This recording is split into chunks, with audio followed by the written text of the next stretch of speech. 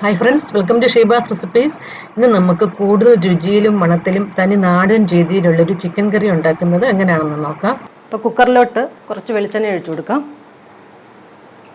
വെളിച്ചെണ്ണ ഒന്ന് ചൂടാകുമ്പം ഈ തേങ്ങാക്കൊത്ത് ഇട്ട് കൊടുക്കാം. 3 ടേബിൾ സ്പൂൺ തേങ്ങാക്കൊത്ത്, കുറച്ച് കറിവേപ്പില. ഹൈ ഫ്ലെയിമിൽ 1 മിനിറ്റ് നേരം ഒന്ന് ഇളക്കി കൊടുക്കാം.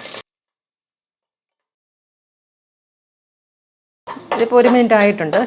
തേങ്ങാക്കൊത്തിൻ്റെ കളറൊന്നും അങ്ങനെ മാറിയിട്ടില്ല, കുറച്ചൊന്ന് വാടിയിട്ടേ ഉള്ളൂ. ഇനി ഇതിലോട്ട് ഈ സവാള അരിഞ്ഞിട്ട് കൊടുക്കാം.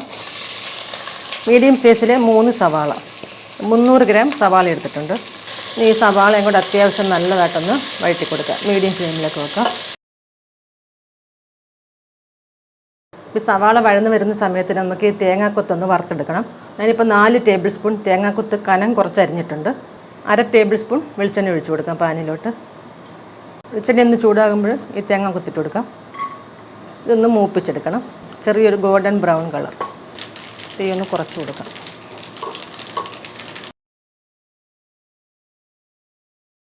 ഇതിപ്പോൾ ആയിട്ടുണ്ട്, നല്ലൊരു ഗോൾഡൻ ബ്രൗൺ കളർ ആയിട്ടുണ്ട്. ഇത്രയും മതി, കരിഞ്ഞു പോകരുത്.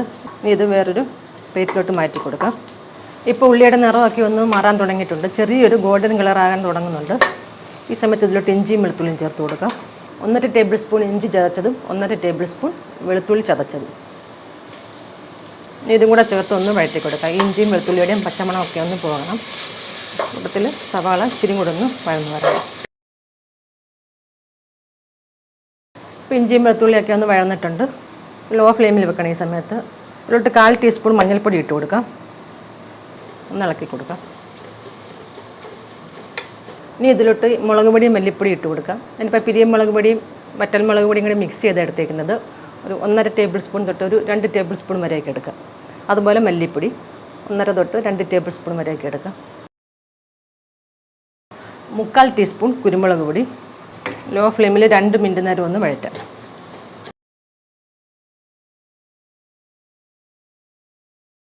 പിരിയം മുളക് പൊടിയും വറ്റൽ മുളക് പൊടിയും ഈക്വൽ റേഷ്യോയിൽ എടുക്കാം. ഇതിപ്പോൾ 2 മിനിറ്റ് ആയിട്ടുണ്ട്. ഇനി ഇതിലോട്ട് മീഡിയം സൈസിൽ ഒരു തക്കാളി അരിഞ്ഞിട്ട് കൊടുക്കാം. ഈ തക്കാളിയും കൂടെ ചേർത്തിട്ട് നല്ലതായിട്ടൊന്ന് വഴറ്റാം. ഇതിലോട്ട് ശകലം വെള്ളം ഒഴിച്ചു കൊടുക്കാം, ചൂടുവെള്ളം. വെള്ളം ഒരു 3-4 ടേബിൾ സ്പൂൺ ഒഴിച്ചു കൊടുക്കാം. ഇതിപ്പോൾ തക്കാളിയൊക്കെ നല്ലതായിട്ട് വഴന്നിട്ടുണ്ട്, എണ്ണയൊക്കെ ഒന്ന് തെളിഞ്ഞിട്ടുണ്ട്. ഇനി ഇതിലോട്ട് ഈ ചിക്കൻ ചേർത്ത് കൊടുക്കാം. ഞാനിപ്പോൾ 3/4 കിലോ ചിക്കൻ എടുത്തിട്ടുണ്ട്. ക്ലീൻ ചെയ്തതിന് ശേഷം 3/4 കിലോ ഉണ്ട്.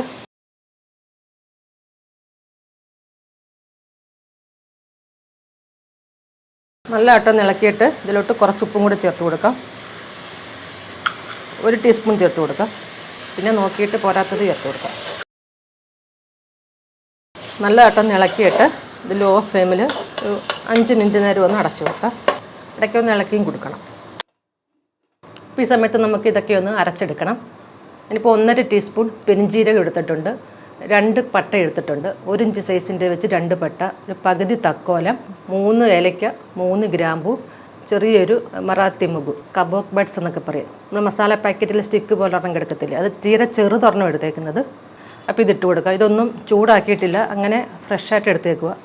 ഇതുപോലെ ചൂടാക്കാതെ അരച്ച് ചേർക്കുമ്പം നല്ലൊരു ടേസ്റ്റും നല്ലൊരു മണമായിരിക്കും ചിക്കൻ കറിക്കും ബീഫ് കറിക്കും ഒക്കെ. വറുത്ത് വെച്ച തേങ്ങയില്ലേ, അതും കൂടെ ചേർത്ത് കൊടുക്കാം. ആദ്യം ഇതൊന്ന് പൊടിക്കാം. അത് കഴിഞ്ഞിട്ട് വെള്ളം ഒഴിച്ചിട്ട് അരച്ചെടുക്കണം. ഇതുപോലെ ഒന്ന് പൊടിച്ചിട്ടുണ്ട്. ഇനി ഇതിലോട്ട് കുറച്ച് വെള്ളം ഒഴിച്ചു കൊടുക്കാം. എന്നിട്ടൊന്ന് അരച്ചെടുക്കാം. ഇതിപ്പോൾ ഒന്ന് അരച്ചെടുത്തിട്ടുണ്ട്, ഒന്ന് അടച്ച് മാറ്റി വെക്കാം. ഇതിപ്പോൾ 5 മിനിറ്റ് ആയിട്ടുണ്ട്. നല്ലതായിട്ടൊന്ന് ഇളക്കി കൊടുക്കാം.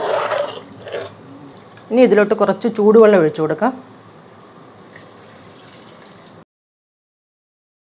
ഈ സമയത്ത് ഉപ്പ് നോക്കാം, പോരാത്ത ഉപ്പും കൂടെ ചേർത്ത് കൊടുക്കാം.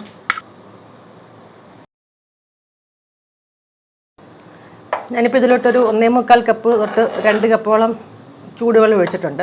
ഇത് കുറച്ചൊരു കുറുകിയ ചാറായിട്ടിരിക്കുന്ന രീതിയിലുള്ളൊരു ചിക്കൻ കറി. ഇത് പെരണ്ടിരിക്കുന്ന ചിക്കൻ കറിയല്ല. ഇതിനു വേണ്ടിയുള്ള പൊടികളും ഉള്ളിയൊക്കെ ഞാൻ എടുത്തേക്കുന്നത്. ഇനി നമ്മൾ ഈ അരച്ചതും കൂടെ ചേർത്ത് കൊടുക്കാം. മിക്സിയുടെ ജാർ ശകലം വെള്ളത്തിൽ കഴുകി അതും കൂടെ ഒഴിക്കാം. നല്ലതായിട്ടൊന്ന് ഇളക്കി കൊടുക്കാം.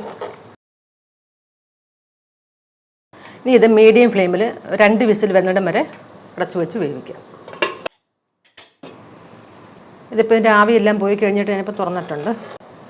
ഞാൻ ഫ്ലെയിം ഒന്ന് ഓൺ ചെയ്തിട്ടുണ്ട്. നല്ലൊരു തിള വന്ന് കഴിഞ്ഞിട്ട് നമുക്ക് ഓഫ് ചെയ്യാം. അപ്പോൾ ഈ സമയത്ത് ഇതിലോട്ട് 1 ടീസ്പൂൺ പച്ചവെളിച്ചെണ്ണ ഒഴിച്ചു കൊടുക്കുക. അത് വേണമെന്നുണ്ടെങ്കിൽ ഒഴിച്ചാൽ മതി. 1 ടീസ്പൂണോ 1/2 ടീസ്പൂണോ. പിന്നെ കുറച്ച് കറിവേപ്പിലയും കൂടെ ഇടാം. അപ്പോൾ ശകലം കൂടെ ഒന്ന് കുറുകാനുണ്ട്. ഇച്ചിരി നേരം തിളക്കട്ടെ. 1 മിനിറ്റ് നേരമൊക്കെ മതി. ഹൈ ഫ്ലെയിമിൽ വെക്കുക. നമുക്ക് ഫ്ലെയിം ഓഫ് ചെയ്യാം. ചാറൊക്കെ പാകത്തിനായിട്ടുണ്ട്. ഇച്ചിരി ലൂസിൽ കുറച്ചൊരു തിക്കായിട്ടുള്ള ചാറ്. അപ്പോൾ ഈ ഒരു രീതിയിൽ വെക്കാമെങ്കിൽ ചോറിൽ പുരട്ടി കഴിക്കാനും അതുപോലെ അപ്പത്തിനും പിന്നെ കപ്പയുടെ കൂട്ടത്തിലൊക്കെ കഴിക്കാൻ നല്ല ടേസ്റ്റായിരിക്കും. ഈ ഒരു രീതിയിൽ ഇരിക്കുന്നത്. ഒരുപാടങ്ങ് ലൂസല്ല. അപ്പോൾ എല്ലാവരും ഉറപ്പായിട്ടും ഒന്ന് ട്രൈ ചെയ്ത് നോക്കണം. വീഡിയോ ഇഷ്ടമായെങ്കിൽ ലൈക്ക് ചെയ്യാനും ഷെയർ ചെയ്യാനൊന്നും മറക്കരുത്. പിന്നെ നിങ്ങളുടെ കമൻസും ഒക്കെ അറിയിക്കണേ. Thank you.